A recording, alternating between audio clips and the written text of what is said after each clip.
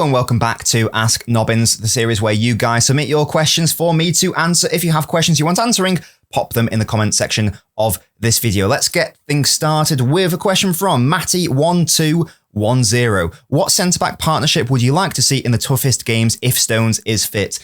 Yeah, we have just seen Stones have a really good performance against Wolves. Of course, lots of people weren't happy necessarily with Diaz's performances last season. Of course, you'd think Guardiola, when he comes back into full fitness, he's going to start at left centre-back. So does it become a question of Guardiola and then one of Diaz or Stones? Is there a world where he can play Stones at right-back? Do you ditch Guardiola entirely and go for that partnership that ultimately won City the treble? Stones is a really annoying footballer in that he's so good. I actually think that he is probably City's best centre-back option if he's available to stay fit. But this is a comparison that we've made before on this channel. It's like when people say, like prime Özil or on his day Pogba, a fully fit John Stones. It's sort of along that similar level. So big question marks there. But yeah, for argument's sake, Matty's asking if he is fit. Regardless of the opposition, in general, I want a left-footed centre-back, left centre-back if available. So I think that even before I have a conversation about Diaz and Stones, Guardiola's on my team sheet. So I'm not going for, I'm not willing to sacrifice Guardiola. I think he is just too good. And we do need him on the pitch there.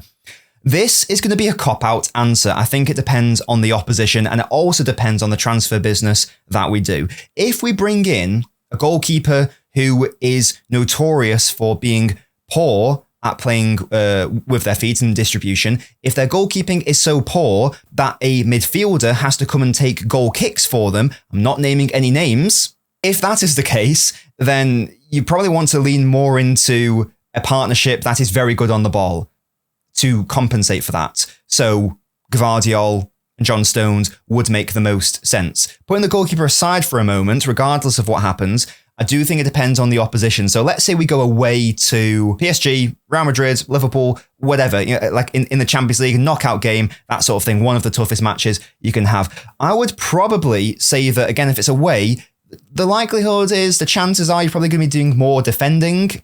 More is going to be asked of your defenders. In that case, I'd actually rather play my better box defender, and I do consider Ruben Diaz to be City's best box defender. So based on that, those sorts of games, I would say Guardiola and Diaz. But in the home fixture, there's probably more of a cause for starting Stones instead. Hopefully that answers your question. I think the good news is there isn't really a right or wrong answer here, and City have a lot of hopefully good centre-back options if Stones can keep fit, and if Ake can stay fit, and if Kusanov can show the levels that we all hope he can achieve. FSGHBD asks, do you think we will get a right-back? It seems that the club's position is that we couldn't find a specialist right-back, therefore we're not going to bring one in. There is no right-back out there in the world who is better than Núñez and wants to come to City, because realistically, money should not be a problem for City. Like, we all know that we have a lot of money to spend in our budget. So money, finances shouldn't really be a barrier there, in my opinion. Just spend the money, get the player for the position that you need the most. It seems that we aren't going to get a right back. And I know that this is a question about the right back, but I do want to touch on, it's been a while since we've done the Ask Nobbins. A lot of transfer activity has happened. So I do want to answer this question in the context of the recent Savio news that has happened. Obviously, Savio was linked with a move away to Spurs. It seemed like he was definitely going to join them. And one of the reasons why I was so concerned about that as a potential eventuality is, especially it looks like we're not going to be bringing in a right back, we don't have that many true right-sided options at City if we lost Savio. Bob has clearly illustrated and demonstrated that he can do that. Núñez, we know, can do that. Again, for true options, you're then looking at makeshift options. So players who might want to start on the right, but then come in centrally. Players like Shirky, players like Foden. I'd even say Bob as well, but he can, of course, do that job. These players don't want to be shackled to the touchline. Savio is capable of playing as a touchline winger off that right side. So if we aren't bringing in a right back, and I don't think we are to answer this question, to me, it makes it even more important that we keep Savio here, who is more of that true mould of a right winger rather than an inside forwards type of player. This one's from Vimon Dadon. Donnarumma, perhaps? Is this Donnarumma's burner account? I think so. It isn't. I don't think it is. Why has there been almost zero movement on outgoing transfers so far? We need to offload at least 6 to 8 players this window. I've heard barely any concrete evidence that will be even possible this year. Now, and obviously it goes on to list some players. Now, it's been a while since the last Ask Nobbins, so this was 2 weeks ago. The reason why I've picked this question out, even though it might not seem as relevant now, is just to illustrate that things can move so quickly in the transfer window. He was absolutely right to comment this at the time. I was getting a bit nervous as well about the lack of outgoings situation, particularly the non-homegrown players. The past week and a half, most of those players, a lot of those players, that you've listed, have been confirmed to go. So Echeverry is confirmed out on loan. Hayes confirmed out on loan. Grealish confirmed out on loan. McAtee confirmed sale. We still don't know the situation with Ortega. We do know the situation with Stones. He's clearly staying. Hopefully he can keep up with those performances like he did against Wolves. And Gundo, we don't know the situation there. But it just goes to show that anything can happen. Like, this was before the Donnarumma news. This was before the Savio news. This also the Akanji news as well. So there are so many moving parts, and it's probably only going to escalate as we get closer to the window and as teams like PSG are a bit more desperate to offload players who have no future at the club. So I totally get the fan frustration. I get frustrated at times, of course, because you like to be kept updated and abreast of what's going on at your club. However, sometimes it's all about the tranquilo, and we just need to be patient and accept that we should reserve judgment until the end of the transfer window. We've got one from Handleship. Is there a world where Pep deploys a 3-back with Núñez and Ait-Nouri acting as wing-backs, allowing Marmoush to move in more centrally in possession alongside Haaland, and a midfield of Rodri, Tajani and Shirky? Yes, so what you've named there is nearly my ideal team, with the wing-backs of Núñez and Ait-Nouri essentially being the wingers, Marmoush starting off the left, popping in more centrally. That's fine. However, you've specified, could it be a back 3? And that would be very tricky to achieve. 2 of your back 4 are pushing up the pitch. So only 2 of your centre-backs only 2 of your centre-backs are now in defence. There are 2 ways of achieving it. The first one is to do something that City do both of these, but it's never really an established back 3. It's more so like in the absolute earliest phase of build-up, this might be it. But then once you get towards the centre of the pitch, the second phase, it goes back to more of a back 2. But if you're asking for a set back 3, I don't know if it would actually work. But one of the 2 ways that City have done it is by getting Ederson to join into that back 3/back 4 to basically be an extra man. I know most teams, when we're talking about formations, we don't include the goalkeeper, but Ederson is so good on the ball that he basically is just an extra ball-playing defender when he joins that back line. So that's one way to do it, but I don't think that is really what you're saying or asking about.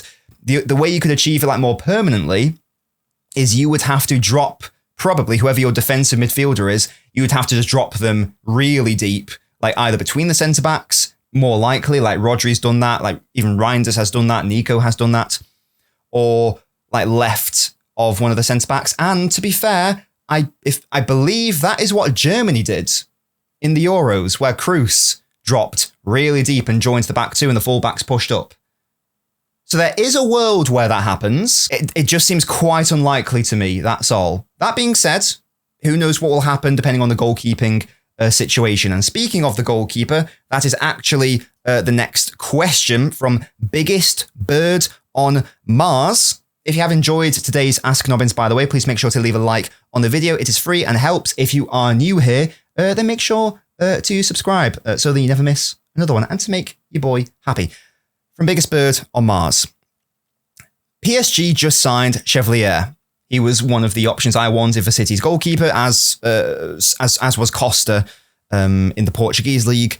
We've been linked with Donnarumma. Looks like that's probably going to happen. Do you think it's a good idea we sign Donnarumma? If you've been following the channel for the past week or so, you'll know my thoughts on Donnarumma. And if you've been following me for a few years, you'll know my stance on Donnarumma as well, because I've actually held these views for about 4 years, to be fair. Maybe even longer. I don't think so. 4, maybe even 5. I'm not going to properly go into Donnarumma because I'll save that for the inevitable analysis video. But do I think it's a good idea? Fundamentally, I cannot rationalize it in my head. And I've tried so hard because Pep wants him. So that tells me that Pep wants him. Therefore, there's obviously a reason that Pep wants him. And I've tried to figure that out. I've really tried hard. Wealthiest goalkeeper in the world, wages, allegedly. That is insane because Donnarumma is not in the same tier as Courtois. He's not in the same tier as Alisson.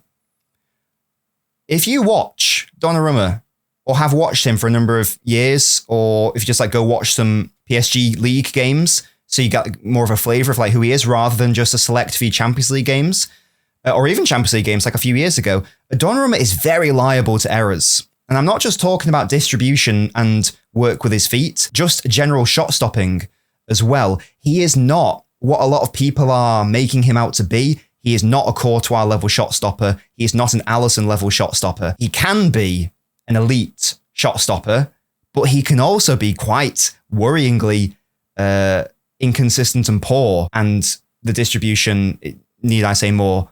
I referenced it earlier. A midfielder takes goal kicks for him.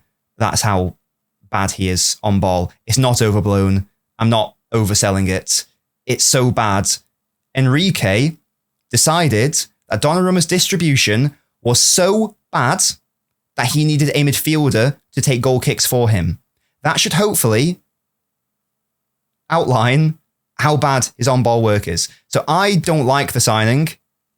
I will get on board with it, obviously. I've ordered a Donnarumma cardboard cutout as a meme. You know, I'm going to back him. I'm going to be really happy when he's in a City shirt, whatever. If you want my honest take on it, I think it's a really weird signing, and I accept that he's a better shot stopper than Ederson, of course, but people are acting like City are getting this absolutely world-class goalkeeper, and to that I say that you've not watched enough Donnarumma. That's my only conclusion that I can reach there, because I think if you do watch him, or go back, or if you've not watched him but you want to learn more, you go back and watch some PSG games in the league last season, for example. The amount of errors that he was making, or the amount of like basic shots that you would expect him to save.